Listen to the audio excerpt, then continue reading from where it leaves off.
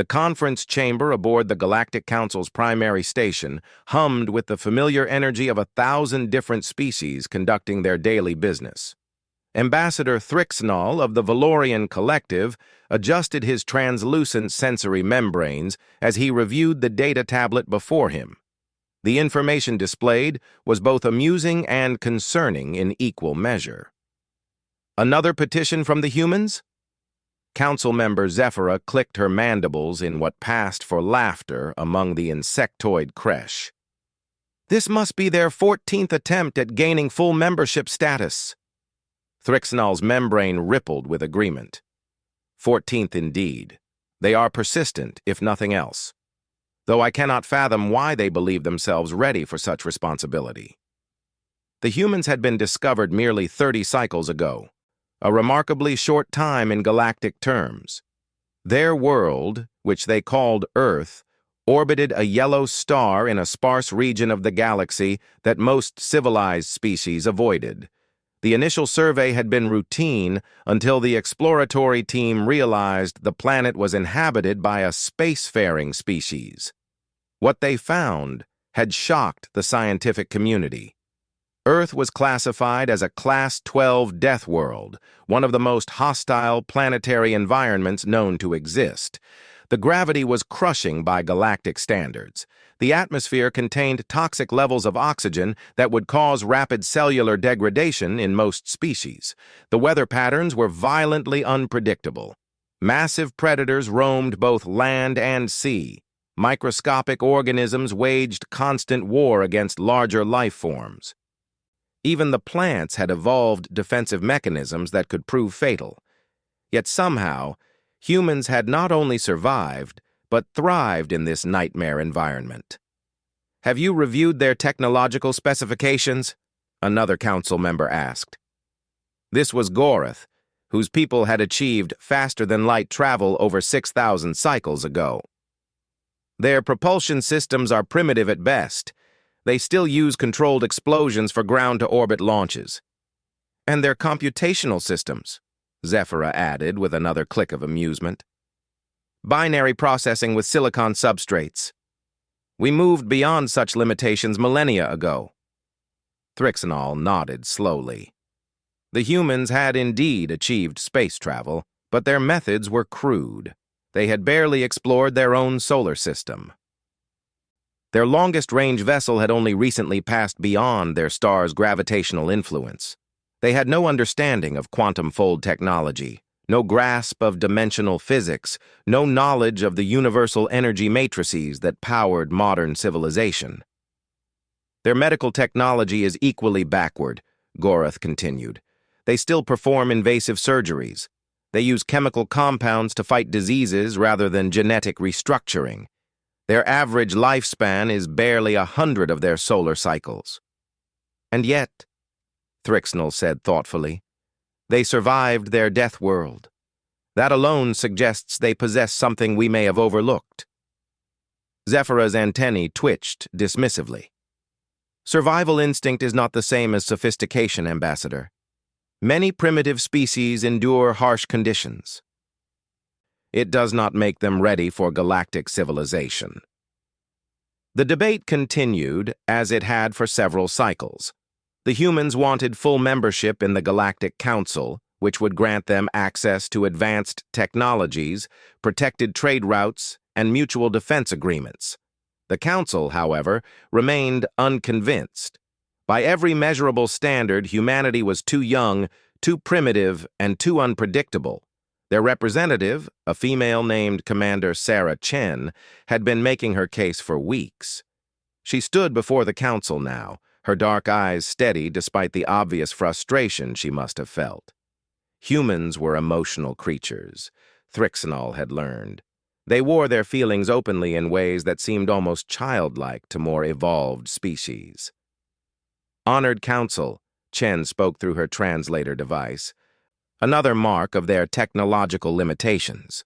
Most civilized species had moved to neural communication centuries ago. My people have much to offer the galactic community. We may be newcomers, but we bring fresh perspectives and capabilities that could benefit everyone. Commander Chen, Thrixnell replied with diplomatic courtesy. Your enthusiasm is noted. However, the Council maintains its position.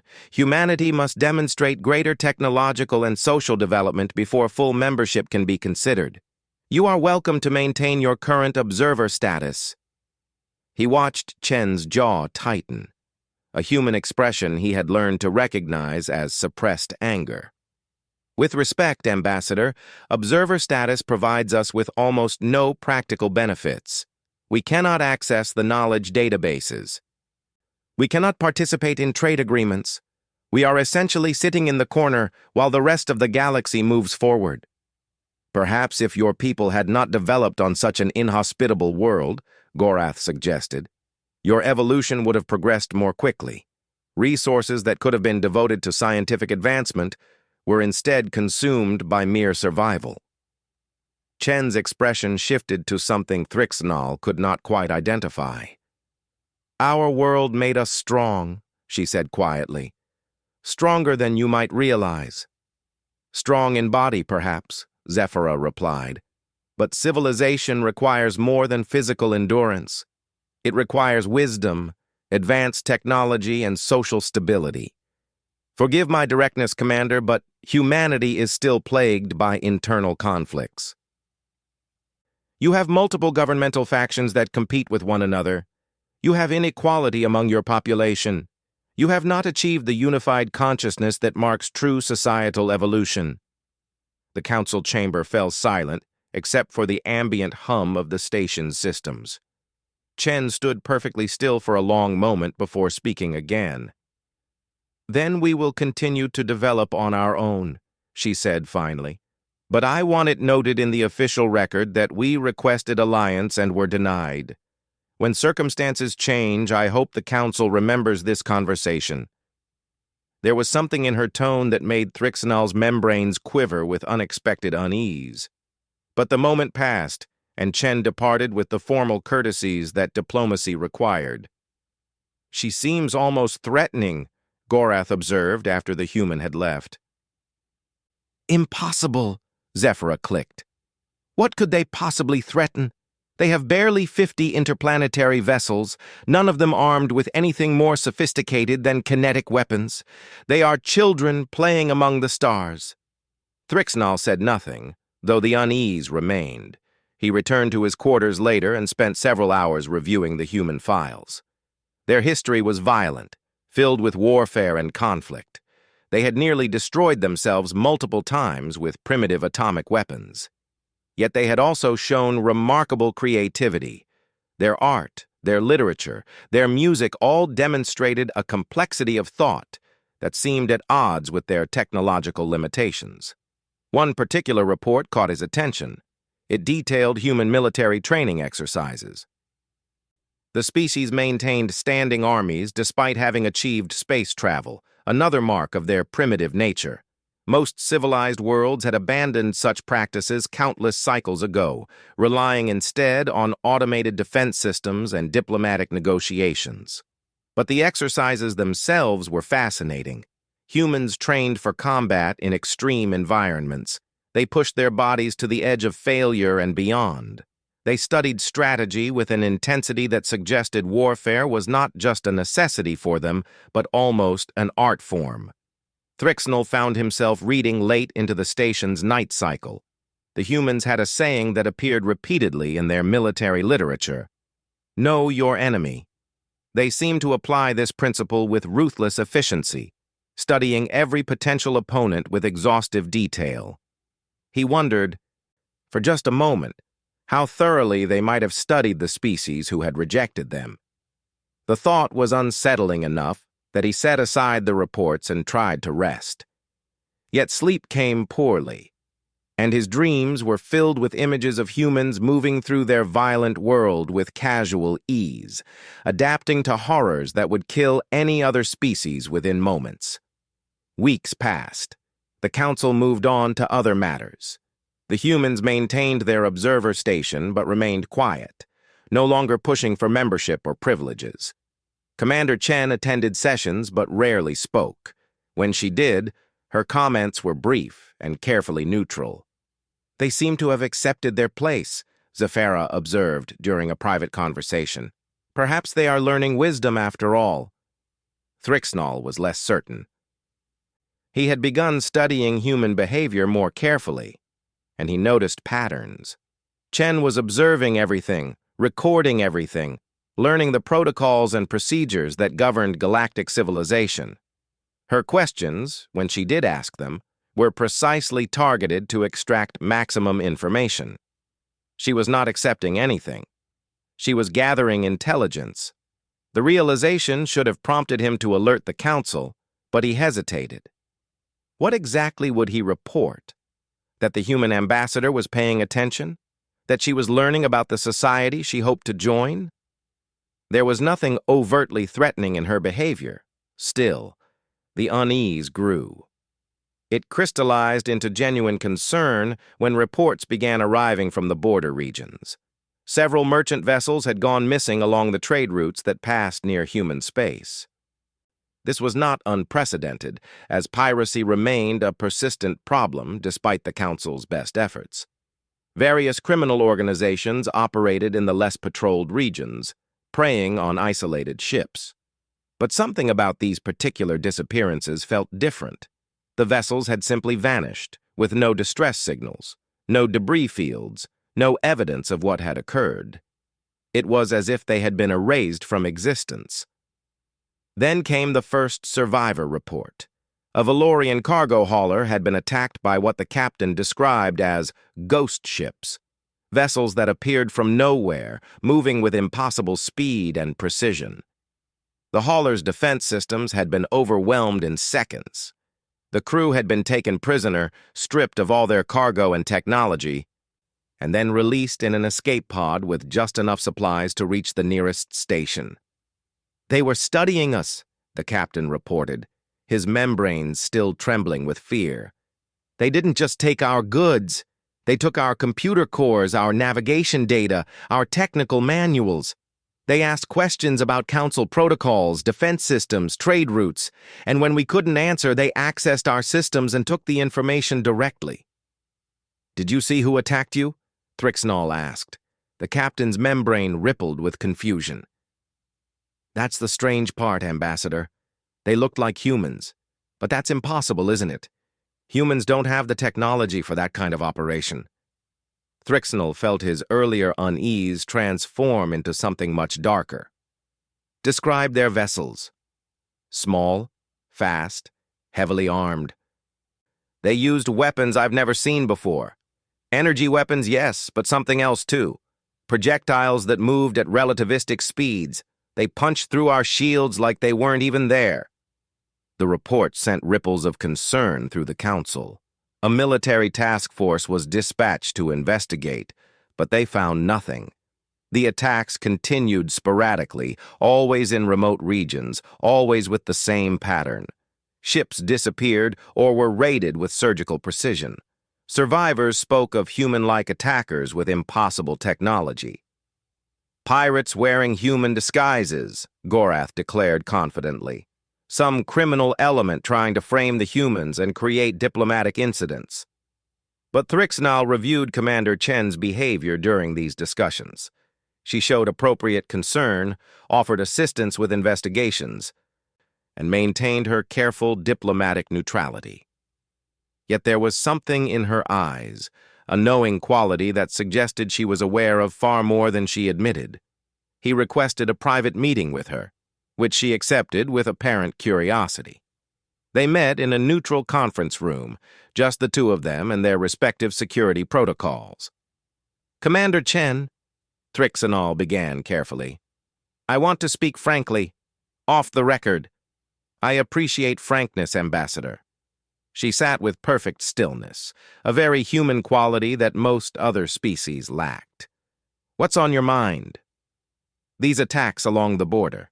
The ships that match human profiles. I do not believe in coincidences." Chen's expression remained neutral. "Neither do I, which is why my government has launched its own investigation. We're as concerned as the Council about these incidents. Are you?" Thrixnall let his membranes shift to indicate skepticism. Or is this perhaps humanity's response to being denied full membership? For a long moment, Chen simply looked at him. Then, surprisingly, she smiled. It was not a friendly expression. Ambassador, let me tell you something about my people. When we're backed into a corner, we don't surrender. We adapt. When we're denied something we need, we find another way to get it. And when someone underestimates us, we show them exactly how wrong they were. That sounds remarkably like a threat, Commander. No, Chen replied quietly. It's a historical observation. My people spent millennia fighting for survival on a world that tried to kill us every single day. We evolved not just to endure, but to overcome. The Council looks at our technology and sees primitives. You see chemical rockets and think we're backward. You see kinetic weapons and think we're crude. She leaned forward slightly. But what you fail to understand is that we built all of that while fighting our own planet. We achieved space travel despite crushing gravity. We developed global communications despite violent weather that destroys infrastructure. We created worldwide civilization despite diseases, predators, and environmental hazards that would sterilize most worlds in the galaxy. Your point being? My point is that you gave us 30 cycles to observe galactic civilization. 30 cycles to study your technology, your tactics, your weaknesses. You thought we were too primitive to learn quickly. But learning is what we do best. It's how we survived. Thrixnall felt a chill run through his membrane structure. You're saying humanity is responsible for the attacks. I'm saying nothing of the sort, Chen replied smoothly. I'm simply suggesting that the Council may have miscalculated. Deathworlders don't become strong by avoiding challenges. We become strong by facing them head-on and refusing to break. You wanted us to develop more? Congratulations. We're developing. She stood to leave, but paused at the door. One more thing, Ambassador. That saying I mentioned earlier, know your enemy? We have another one you should remember. Never corner a predator unless you're prepared for it to fight back. After she left, Thrixnall sat in silence for a long time, processing the implications of their conversation. He needed to bring this to the full Council immediately, but he knew that even now, they might not take the threat seriously enough. The humans, it seemed, had been learning far more than anyone had realized. And if Chen's implications were accurate, they had been developing in ways the Council had never anticipated. The real question was what humanity planned to do with their newfound capabilities, and whether the Galactic Council's dismissal of their membership petition would prove to be the greatest miscalculation in recent history. Thrixnall's emergency session request was granted within hours, though several council members expressed irritation at being summoned for what Gorath termed unsubstantiated paranoia. The ambassador found himself standing before the full assembly, his membranes taut with tension as he prepared to make his case. Distinguished members, he began, I believe we face a threat that we have systematically underestimated. The humans are not what we assumed them to be. Zephyra's mandibles clicked with impatience. Ambassador, we have reviewed the same intelligence you have. A handful of pirate raids does not constitute an existential crisis. Even if humans are somehow involved, their capabilities remain limited. That is precisely my concern, Thrixnall replied. We have assumed their capabilities remain static, that their primitive technology defines their potential. But what if we have been observing them through the wrong lens entirely?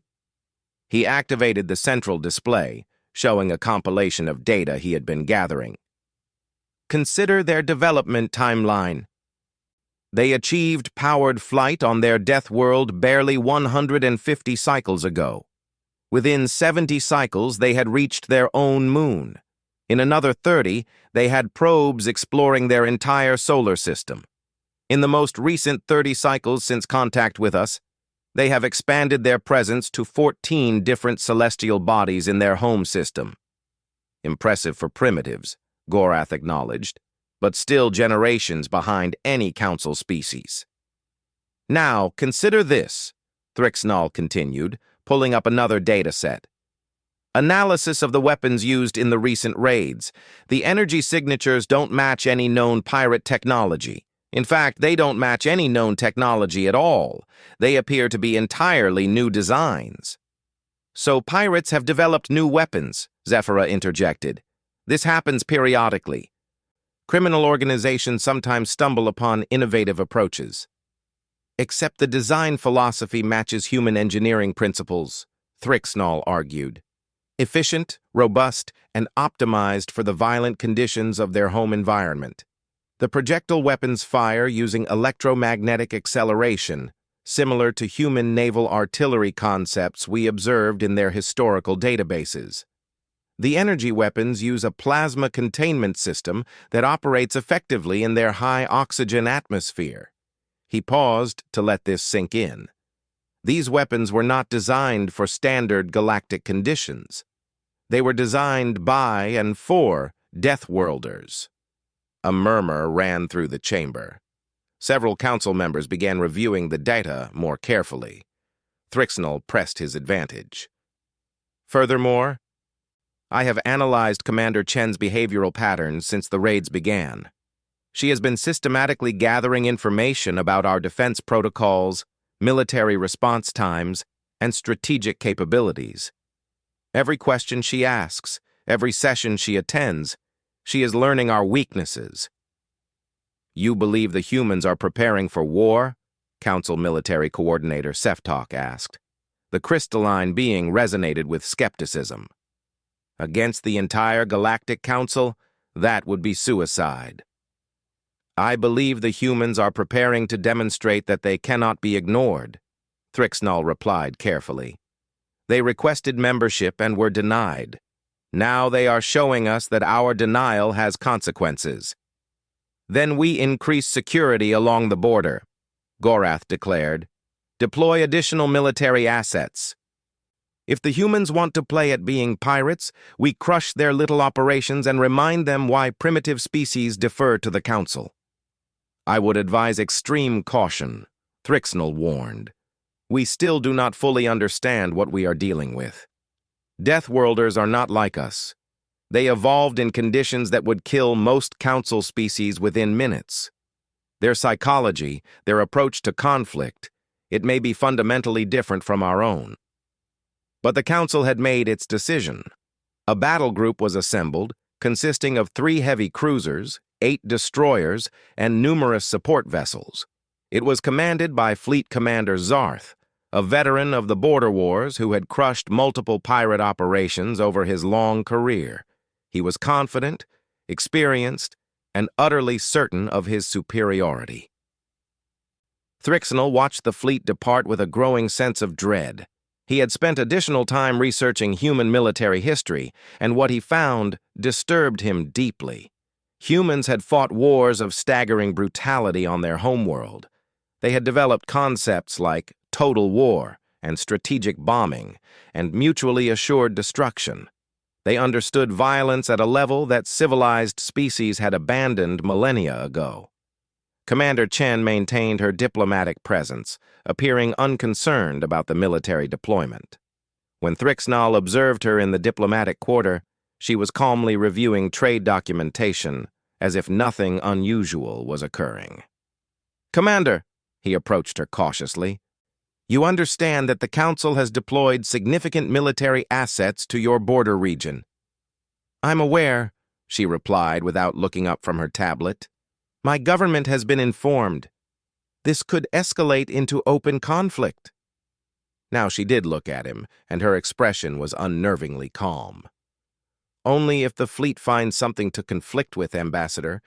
Perhaps they'll discover that all these raids were exactly what the Council believed, just common pirates with no connection to humanity whatsoever. And if they discover otherwise? Chen's smile was slight, but distinctly predatory. Then I suppose the Council will finally have concrete evidence that humans are more capable than they assumed. Either outcome seems like it would resolve some uncertainty, doesn't it? Before Thrixnall could respond, Alarms began blaring throughout the station. Emergency protocols activated, and security personnel rushed through the corridors. Within minutes, an emergency session was called. Fleet Commander Zarth's face appeared on the chamber's main display, and Thrixnal immediately recognized the expression of someone who had encountered something beyond their understanding. Council. Zarth's voice was strained. We have engaged hostile forces in Sector 7. The situation is not what we anticipated. Report, Commander, Seftok ordered. We detected multiple ships matching the profiles from the raid reports. Small, fast vessels. We moved to intercept in standard formation. They did not flee. Instead, they attacked. The display shifted to tactical footage.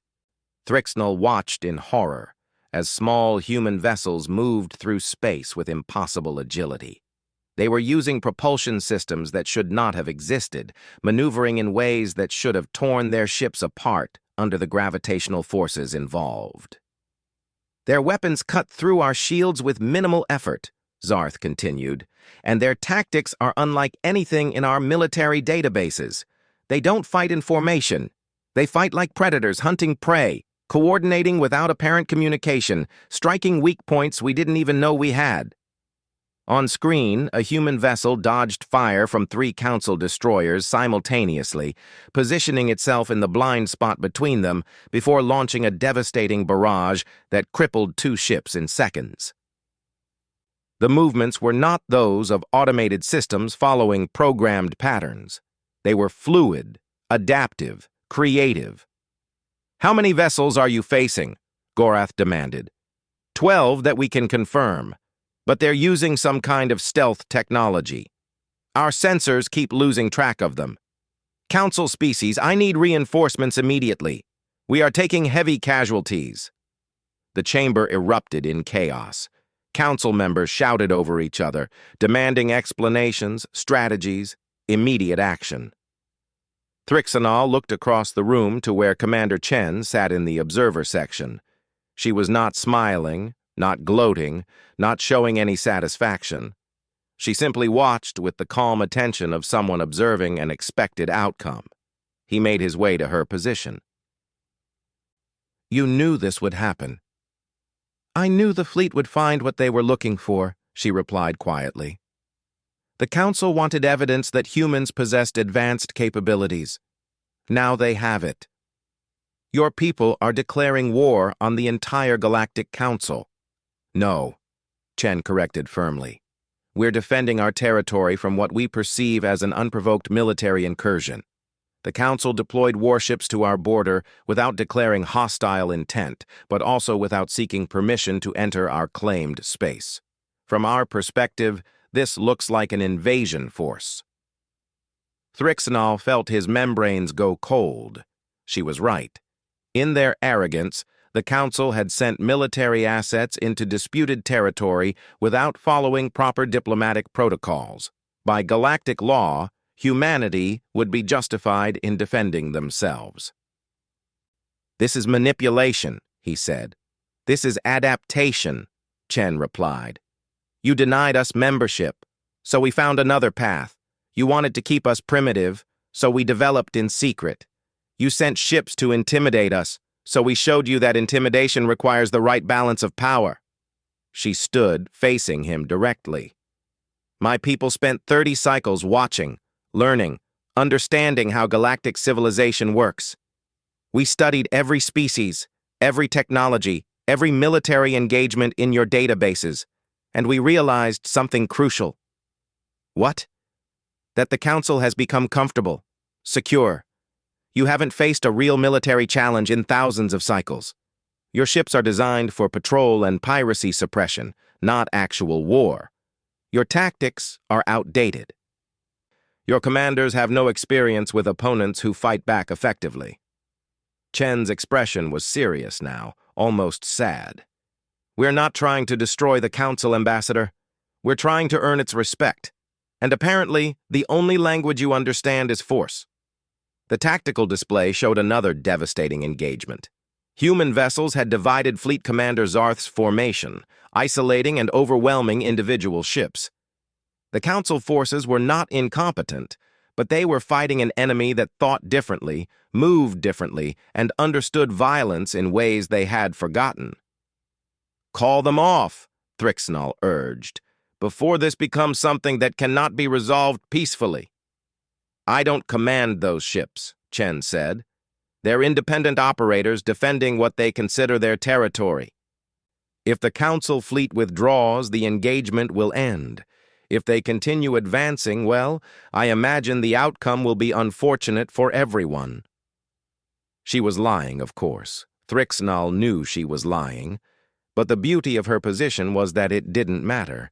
She had created plausible deniability while simultaneously demonstrating humanity's capabilities. The Council could not prove official human involvement, but they also could not ignore the message being sent. Seftok was already ordering the fleet's withdrawal. Zarth protested initially, his military pride wounded by the command to retreat. But as another cruiser took critical damage, he complied. The Council vessels disengaged and pulled back beyond the disputed border region. The human ships did not pursue. They simply held position, silent and threatening, making it clear that withdrawal was acceptable, but advance would be contested. The Council chamber was silent as the tactical feeds went dark. Finally, Gorath spoke, his voice heavy with implications Thrixnall had feared from the beginning. "They baited us. The raids, the provocations, all of it was designed to draw us into an engagement that would showcase their capabilities." "More than that," Thrixnall added grimly. "They studied us for 30 cycles, learned everything about our military doctrine and technology, and then developed countermeasures specifically designed to exploit our weaknesses. This was not a random pirate attack. This was a calculated demonstration of military superiority." "Impossible," Zephyra clicked, though her mandibles trembled with uncertainty. "They're primitives. They have chemical rockets and kinetic weapons." "They had those things," Seftok corrected. "What they showed us today was quantum propulsion, plasma weaponry, stealth technology, and tactical coordination that suggests they've developed artificial intelligence far beyond our current systems. In 30 cycles, they have leapfrogged centuries of technological development. Or they had the capability all along and simply hid it from us," Thrixnall suggested. "Remember, we judged them based on what they showed us during first contact. We assumed that was the limit of their achievement. But what if they were more careful about revealing their full capabilities? What if they understood, even then, that appearing weak would give them an advantage?" The implications settled over the Council like a heavy shroud. They had been outmaneuvered at every turn, from the initial diplomatic exchanges to the military engagement that had just concluded. The humans had played a patient, sophisticated game, while the Council had assumed they were dealing with naive newcomers. "What do they want?" Gorath asked the question they were all thinking. All eyes turned to Commander Chen, who had remained quietly in her observer position.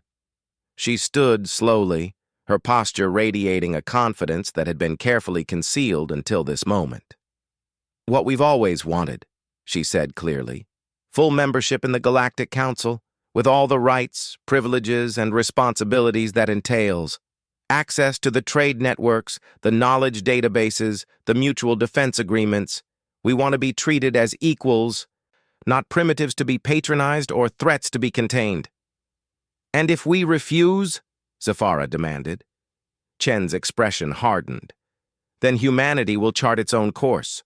We'll expand our territory, develop our own trade routes, build our own alliances with species who value what we bring to the table.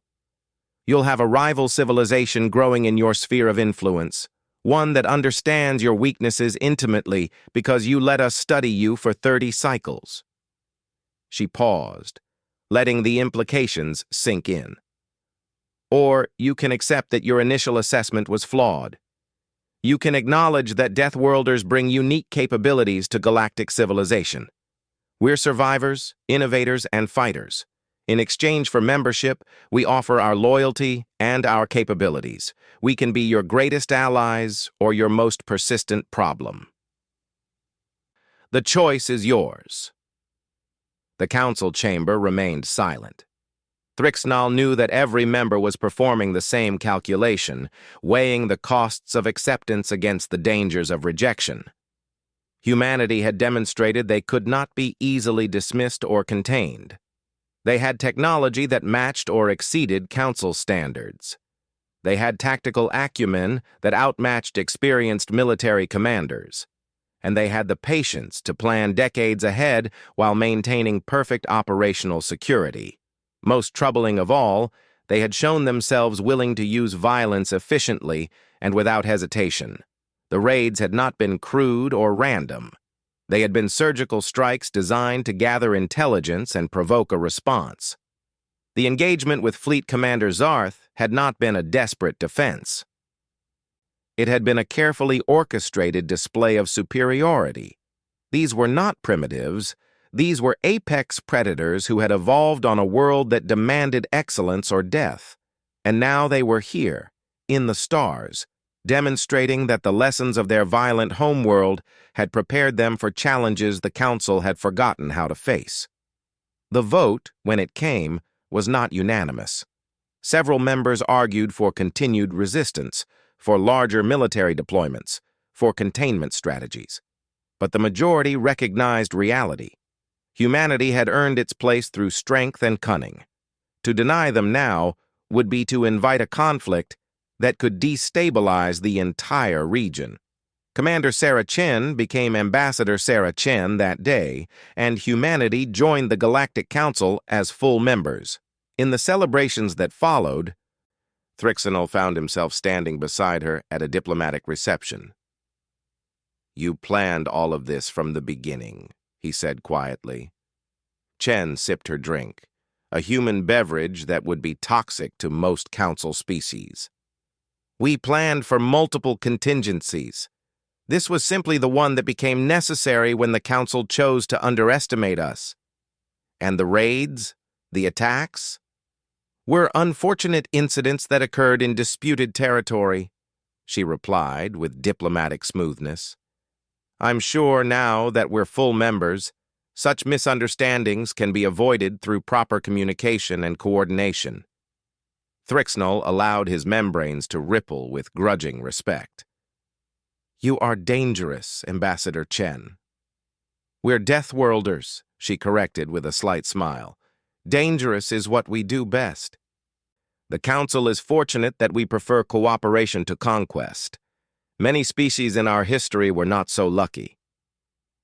As he watched her move through the crowd, effortlessly charming the same council members who had dismissed her weeks earlier, Thrixnall realized that the galaxy had fundamentally changed. Humanity had arrived, and they had done so on their own terms. The comfortable order that had existed for millennia was no longer secure. The Deathworlders had struck back, and in doing so, they had transformed from dismissed primitives to acknowledged equals. The only question remaining was what humanity would do with their newfound position, and whether the Council would come to regret underestimating them in the first place. 6 cycles had passed since humanity's dramatic entrance into the Galactic Council, and the reverberations of that event continued to reshape galactic politics in ways both subtle and profound. Ambassador Thrixnall had watched the transformation with a mixture of fascination and apprehension, understanding that his species' comfortable position in the cosmic hierarchy would never be quite the same. The humans had wasted no time leveraging their new status. Within weeks of their membership approval, human diplomatic missions had spread across Council space like seeds on wind. They established embassies, opened trade negotiations, and began integrating themselves into the vast network of galactic civilization with remarkable speed. What surprised Thrixnall most was not their ambition, but their approach. He had expected humans to be aggressive, to push their advantage and demand concessions. Instead, they proved to be remarkably pragmatic partners. Ambassador Chen, now elevated to humanity's primary council representative, had shown an unexpected talent for coalition building. The creche agricultural worlds are experiencing contamination in their hydroponic systems, she mentioned during a routine security briefing. Our biological specialists have experience with similar problems. We could offer assistance. Thrixnall observed as she worked, noting how carefully she selected each opportunity. The humans did not try to solve every problem or insert themselves into every situation. Instead, they identified specific areas where their unique perspective as Deathworlders provided genuine advantages. Biological containment, hostile environment engineering, rapid adaptation strategies, these became humanity's specialties. The creche, who had been among humanity's most vocal critics, found themselves grudgingly grateful when human biotechnology specialists solved their contamination crisis in a matter of days. The solution involved introducing a specifically engineered microorganism that thrived in the toxic conditions and metabolized the contamination. It was a very human approach, using life to fight life, and it worked brilliantly. They understand ecosystems in ways we never considered, Zafara admitted during a private conversation with Thrixnall. On our worlds, we control the environment completely. We sterilize, we regulate, we maintain perfect conditions. Humans grew up in chaos. They learned to work with biological systems rather than against them. But not everyone was pleased with humanity's integration. The Rigelian hegemony, a powerful military alliance that controlled 17 star systems, viewed the humans with open suspicion. Their high commander, a being called Vorshak, had made his position clear during several council sessions. "They are warmongers," Vorshak declared, his armored form imposing even among the diverse species of the council. They demonstrated military capabilities specifically designed to harm council vessels. Now we welcome them as friends. This is foolishness. They demonstrated defensive capabilities when a council fleet entered their territory without permission, Chen corrected politely. And since gaining membership, humanity has participated in 3 joint security operations, all successfully. Our military coordination with council forces has been exemplary. This was undeniably true. When pirates attacked a trade convoy near the Theta sector, human vessels had responded alongside Council security forces. Their coordination had been flawless, and their tactical acumen had proven invaluable. The pirates had been captured with minimal casualties, something that rarely occurred in such operations. Yet Vorshak remained unconvinced. "You adapt too quickly.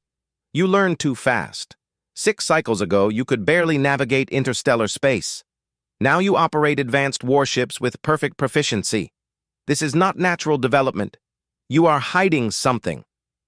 Thrixnall watched Chen's reaction carefully. Her expression remained neutral, but he detected a slight tension in her posture.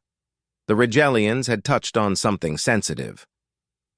"The hegemony is concerned about rapid technological advancement?" Chen asked. "Coming from a species that conquered 6 neighboring civilizations in less than a century, that's an interesting position to take." The chamber went silent. It was a calculated provocation, and everyone knew it. The Rigelians' military expansion was a matter of historical record, but it was not something typically discussed in polite diplomatic company. Chen had deliberately chosen to make it explicit. Vorshak's armor shifted, a sign of agitation among his species. Those were defensive actions against hostile powers. "As was our engagement with Fleet Commander Zarth's battle group," Chen replied smoothly. "We simply employ the same logic the hegemony has used for centuries, self-defense through superior force." The exchange ended there, but Thrixnall recognized that a line had been drawn. The Rigelians viewed humanity as a threat to their dominant military position within the council structure, and humanity, it seemed, was not going to apologize for their capabilities. He requested another private meeting with Chen, which she accepted. They met in a secure conference room, one of the few places where conversations could not be monitored by the station's omnipresent surveillance systems. "You're antagonizing the hegemony deliberately," Thrixnall observed without preamble. I'm establishing boundaries, Chen corrected. Vorshak needed to understand that humanity will not be intimidated or contained. We've seen what happens to species that allow themselves to be pushed into subordinate positions. They become client states, forever dependent on their patrons. The hegemony has significant military resources. They could become dangerous enemies. They're already hostile. Making it explicit just clarifies the situation. Chen leaned back in her chair, a very human gesture of apparent relaxation that Thrixnall had learned often masked careful calculation. Ambassador, let me ask you something. In your research on human history, did you come across the concept of deterrence? I did. The strategy of preventing aggression by maintaining the capacity for devastating retaliation. Exactly. For most of our history, the most powerful nations on Earth maintained massive arsenals specifically to ensure they would never be used. The threat itself was the strategy. She paused. The Council believes we revealed our full capabilities during the engagement with Commander Zarth. Thrixnall felt his membranes go still. You did not. We revealed enough to establish credibility. The hegemony needs to wonder what else we might have. That uncertainty is more valuable than any actual weapon system. You are playing a dangerous game. We're playing the only game available to us, Chen replied. The Council accepted us because we demonstrated strength. If we show weakness now, we'll be marginalized or absorbed. The hegemony is testing us, looking for vulnerabilities. We need to make clear that such tests will be costly. Before Thrixnall could respond, alarms began sounding throughout the station. Both diplomats immediately accessed their communication systems. Reports were flooding in from the frontier regions, dozens of vessels under attack simultaneously across multiple sectors. This was not pirates. This was a coordinated military assault. The Council convened an emergency session within the hour. The tactical displays showed a nightmare scenario. An unknown force had struck at 14 different locations simultaneously, targeting military outposts, supply depots, and communication relays. The attacks were devastatingly effective, suggesting the attackers possessed detailed intelligence about Council defenses. Who is responsible for this? Gorath demanded. What force has these capabilities? Preliminary analysis suggests the Scarric Swarm, Seftok reported. The military coordinator's crystalline form resonated with barely contained alarm. We believed they were contained in the dark sectors, but these attacks suggest they have expanded far beyond our intelligence estimates. Thrixnall felt a chill at the name. The Scorix were one of the galaxy's nightmare scenarios, a species that existed only to consume and expand. They were not evil in any meaningful sense. They were simply biological machines optimized for resource acquisition. Their swarm fleets stripped worlds bare, processed everything into more Scorix, and moved on. The Council had fought a devastating war against them 3,000 cycles ago, finally containing them behind a militarized border in a region of space known as the Dark Sectors. The cost had been enormous, with billions of casualties across dozens of species. If they have breached containment, Zephyra clicked nervously, we face an existential crisis. The swarm does not negotiate. It does not stop. It only consumes. Our border defenses should have detected any major fleet movement, Vorshak stated. How did they penetrate so deeply into Council space without warning? They may have developed new propulsion technology, Seftok suggested. Or they found gaps in our detection grid. Regardless, we need to mount a military response immediately. The Council moved quickly, authorizing the mobilization of defensive forces. But as the reports continued to arrive, a grim picture emerged. The Scorix had not just breached containment, they had fundamentally changed. Their ships moved faster, their weapons cut through shields more effectively, and their tactics showed a level of coordination that the swarm had never displayed before. They're adapting, Thrixnall realized with horror. The swarm is evolving. 3 days into the crisis, Fleet Commander Zarth delivered devastating news. A major battle group sent to repel the swarm had been destroyed. Not defeated, destroyed. Of 47 vessels, only 8 had limped back to Council space, heavily damaged and with massive casualties.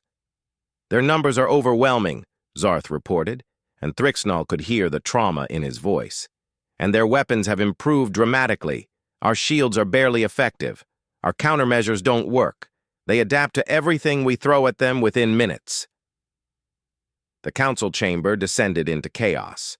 Representatives shouted over each other, some demanding more military assets, others suggesting retreat to defensible positions. The Rigelian hegemony offered to take command of military operations, but several species objected to giving Vorshak such authority. In the midst of the turmoil, Ambassador Chen stood quietly, waiting. When the shouting finally subsided, she spoke clearly into the silence. "Humanity would like to offer assistance."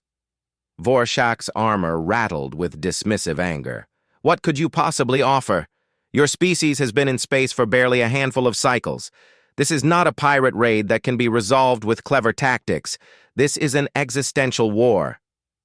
"Precisely why you need Deathworlders," Chen replied calmly. "The swarm evolved to consume resources efficiently. They're optimized for fighting civilized species with standardized military doctrines and predictable tactics, but they've never fought opponents who learned warfare on a death world." "You are arrogant children," Vorshak snarled. "The Scorix will devour you like every other foolish species that underestimated them." "Perhaps," Chen acknowledged. "Or perhaps the swarm will discover that humans understand survival in ways you've forgotten. We're not suggesting we lead the defense. We're offering our capabilities as part of a coordinated effort." Thrixnall watched the council debate, understanding the impossible position they faced. Pride demanded they refuse human assistance, but desperation made that refusal dangerous. Finally, Seftok made the decision. "We accept humanity's offer, but you will coordinate with existing military command structures. Fleet Commander Zarth will integrate your forces into the defensive operations." Chen nodded respectfully, but Thrixnall noticed something in her expression.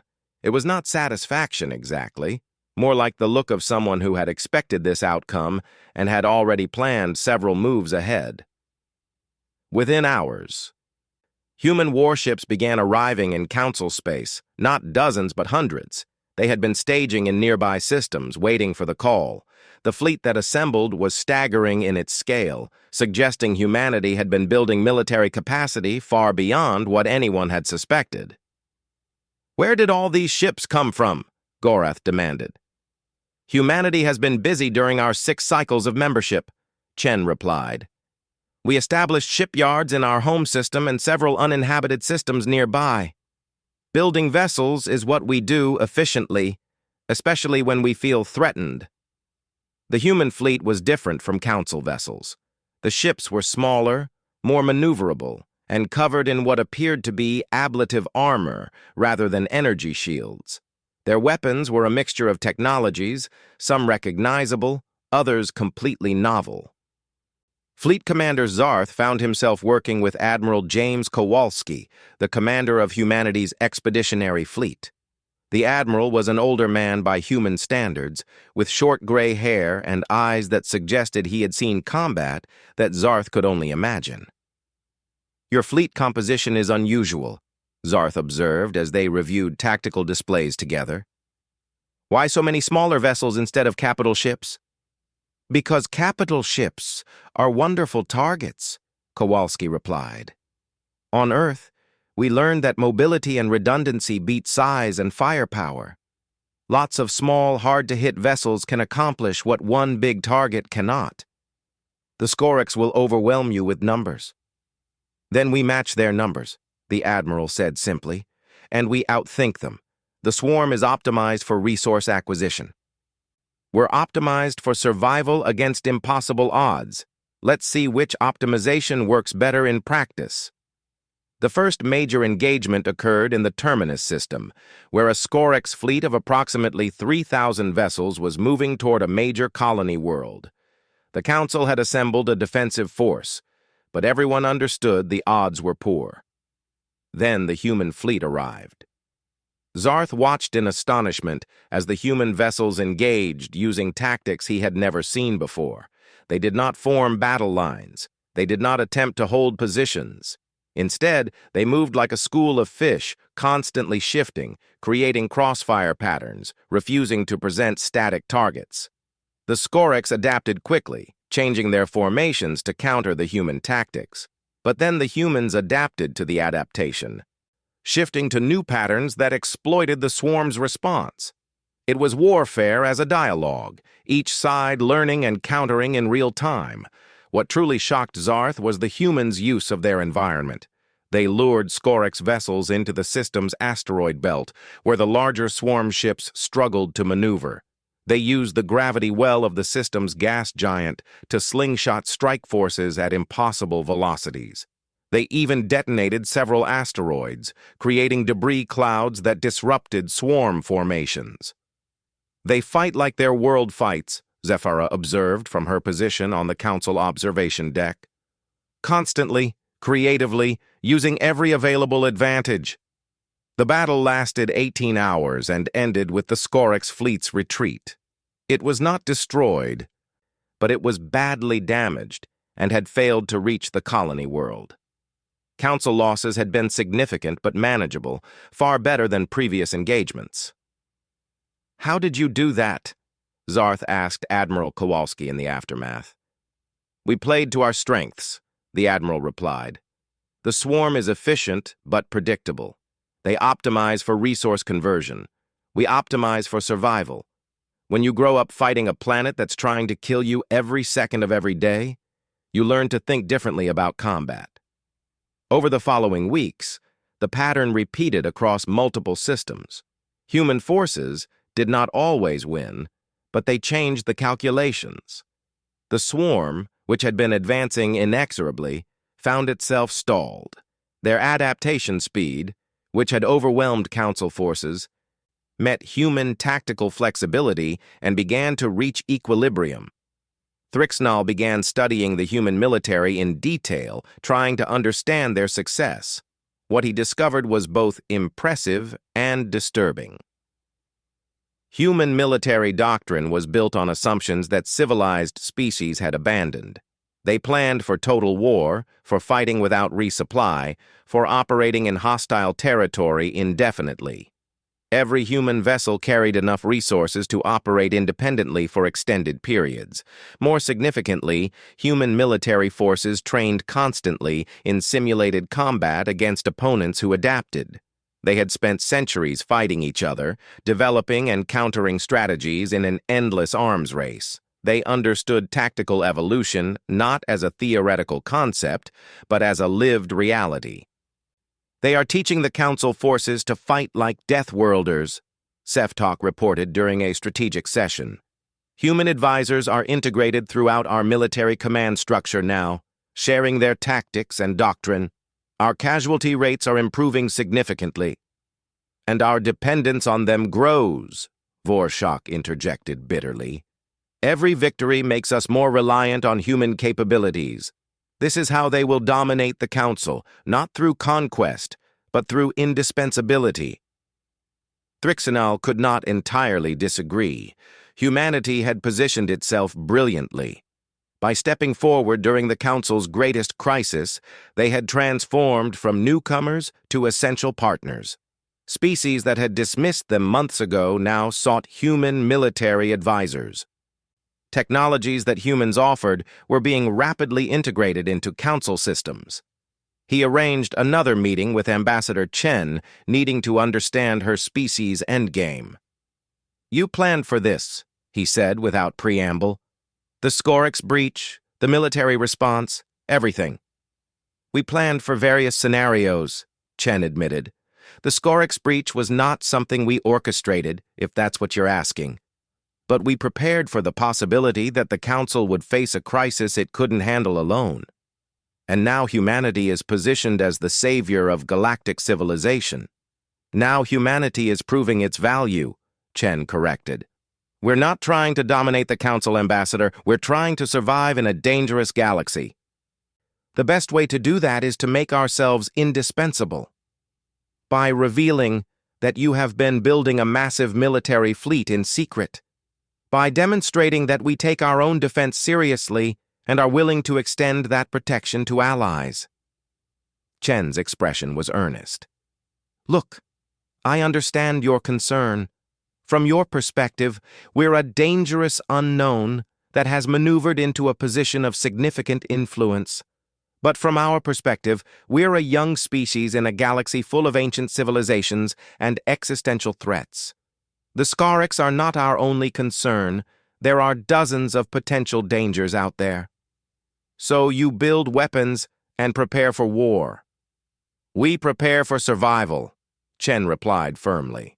On Earth, the species that survived were the ones that adapted fastest and planned ahead. We're bringing that same approach to galactic civilization. Yes, we have significant military capabilities. We also have advanced biotechnology, environmental engineering, resource management systems, all developed because we needed them to survive our homeworld. She leaned forward. The Council has been comfortable for too long, Ambassador.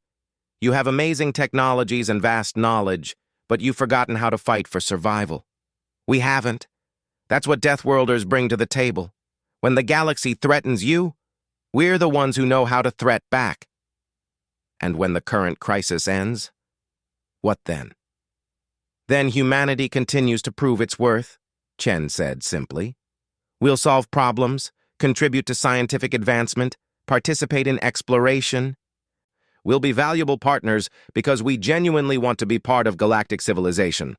But we'll also maintain our independence and our military strength because that's what keeps us safe. The Scorix War continued for another 8 cycles before the swarm was finally pushed back and contained once again. The victory came at enormous cost, with billions of casualties across Council space. But it would have been far worse without human intervention. In the aftermath, the political landscape of the galaxy had fundamentally shifted. Humanity was no longer a junior member of the Council, but a recognized power. Their military capabilities were respected, their technological contributions valued, and their diplomatic weight significant. The Rigelian hegemony, which had opposed human integration so vigorously, found itself diminished. Their military doctrine had proven less effective than human tactical flexibility, and several species that had been aligned with them began establishing direct relations with Earth instead. Thrixnel attended the ceremony where humanity was granted a permanent seat on the Council's Security Committee, the highest decision-making body in galactic politics. Ambassador Chen accepted the position with the same calm professionalism she had displayed throughout. "You got everything you wanted," Thrixnel observed during the reception afterward. "We got the opportunity to prove ourselves," Chen replied. "What we do with that opportunity will determine our actual success. Being accepted is just the beginning." "And the military build-up? The technologies you revealed? Was that really necessary?" Chen looked at him seriously. "Ambassador, let me tell you something about Deathworlds. They teach you that the universe is not fair, that strength matters, and that survival requires constant adaptation. Earth almost killed humanity thousands of times throughout our evolution. We survived by being tougher, smarter, and more ruthless than everything trying to kill us." She gestured at the assembled delegates, representing hundreds of species from across the galaxy. "The Council is a wonderful achievement, a civilization spanning countless worlds. But it exists in a dangerous universe. The Scorix are contained for now, but they'll breach again. There are other threats out there, things you may not even know about yet. And humanity will be ready." "Humanity will survive," Chen corrected, "and we'll help our allies survive too, because that's what makes us stronger." "The Council underestimated us because you forgot what it means to fight for every breath, every day, against a world that wants you dead. We never forgot. That's what Deathworlders bring to galactic civilization. We remember what you've forgotten, We're not afraid to fight when necessary, and we never ever stop adapting." Thrixanol watched her move through the crowd, understanding finally that the galaxy had not just gained a new member species. It had been infiltrated by survivors from a world that should have killed them, by apex predators who had learned to thrive in conditions that would destroy almost any other species, by a civilization that understood warfare and adaptation at a fundamental level that comfortable galactic society had lost. The aliens had believed humans were backward, had dismissed them as primitives with crude technology and limited potential. They had been catastrophically wrong. The Deathworlders had not just struck back, they had integrated themselves into the very structure of galactic civilization, becoming simultaneously indispensable and impossible to control. And as Thrixnel considered the long-term implications, he realized that humanity's arrival might prove to be the most significant event in galactic history since the Council's founding. For better or worse, the Deathworlders were here to stay, and the galaxy would never be quite the same again.